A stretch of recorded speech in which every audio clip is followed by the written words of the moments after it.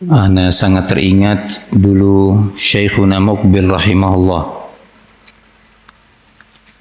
nggak pernah ada liburnya dars itu, walaupun hari raya, hari H, tetap ada dars.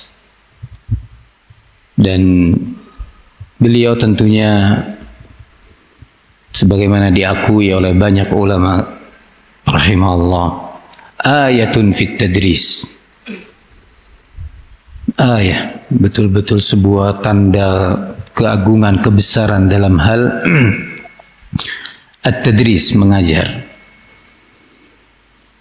Di hari-hari biasa beliau mengajar qabla zuhur, mengajar kitab As-Sahihil Musnad, karya beliau sampai habis sekian tahun, kemudian dilanjutkan dengan Al-Jami' As-Sahih mimma laysa fis sahihain setiap sebelum zuhur. Setelah ba'da zuhur mengajarkan tafsir Ibnu Katsir, kurang lebih durasi 30 menit. Ba'da al-asr kana rahimahullah yudarrisuna fil Sahih Bukhari. Ba'da al-asr, kurang lebih durasi 45 menit. Wa ba'da al-maghrib sampai isya 2 pelajaran, Sahih al-Imam Muslim wa Mustadrak al-Hakim. Karena beliau waktu itu mentahqiq, sedang meneliti Mustadrak al-Hakim, sedang meneliti keputusan-keputusan al-Imam al-Hakim terhadap al-Asanid dan keputusan al-Imam al-Zahabi sebagai muhaqqiq terhadap al-Mustadrak. Lanjut selesai sholat isya, kalau bainal maghrib wal isya kurang lebih durasi 60 menit. Ba'dal isya kurang lebih durasi 15 menit, mengajarkan al-ilal, ilal al-hadith, ilal asanid, illah yang ada pada al-asanid al-khafiyah, yang kemudian salah satunya keluarlah kitab Ahadith al-Mu'alla Zahiruha as-Sihhah, hadis-hadis yang ada penyakit padanya yang secara zahir nampak sahih, bersambung, rijalnya thiqat, secara zahir diputusi dan dinilai hadis sahih atau minimalnya hasan. Ternyata di situ ada penyakit tertentu. Setelah diagnosa yang dalam,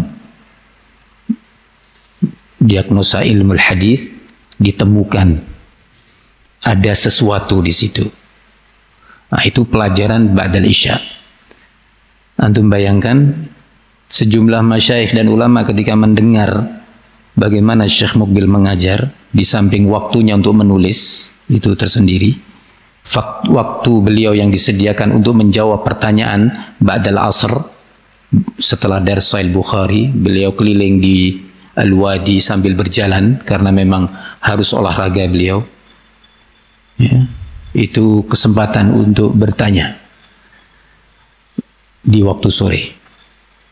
Kesempatan para penulis-penulis untuk membacakan karyanya ke hadapan Syekh untuk mendapatkan kritikan atau penilaian. Ba'dal asr. Ba'dal zuhur sibuk dengan tamu.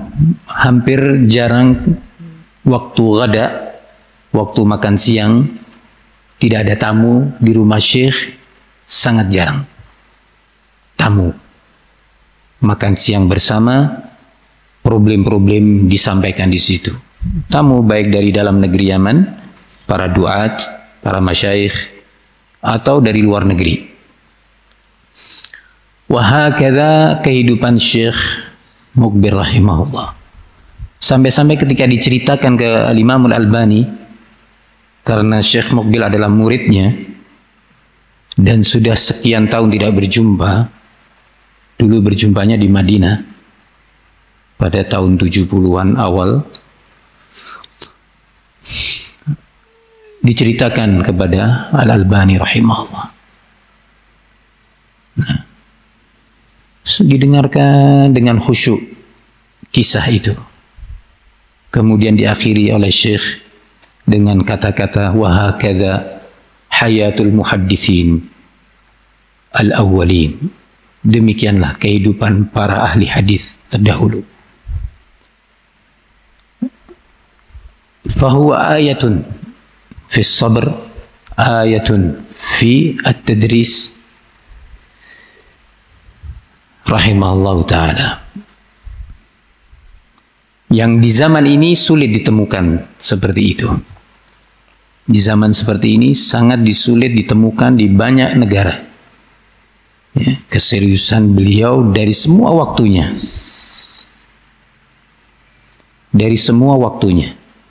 Sampai-sampai Syekh Muqbil memang nggak pernah atau tidak bisa tahu, tidak mengerti nilai mata uang real Yaman. Itu bisa beli apa? Misalkan 500 real. Itu bisa beli apa? 500 real itu. Nggak tahu beliau. Ya, beliau nggak tahu dengan kehidupannya yang serba sederhana. Sampai-sampai ketika ana jumpa Syekh Rabi tahun 2008 di Mekah, terjadi perbincangan seputar Syekh Muqbil. Di majelis terjadi perbincangan seputar Syekhna Muqbil rahimahullah. Sampai Syekh mengatakan, amma Syekh Muqbil kal Imam Ahmad fi asrihi. Seperti Imam Ahmad di masa itu. Da'asad dunya birijlihi. Begini Syekh dengan kakinya. Syekh Rabi menginjak dunia itu dengan kakinya. Syekh Rabi yang seperti itu pun ya, luar biasanya masih mengatakan ucapan seperti itu. Amma Syekh Muqbil faqad da'asad dunya birijlihi. Telah benar-benar menginjak dunia itu dengan kakinya. Banyak kisah tentunya tentang beliau.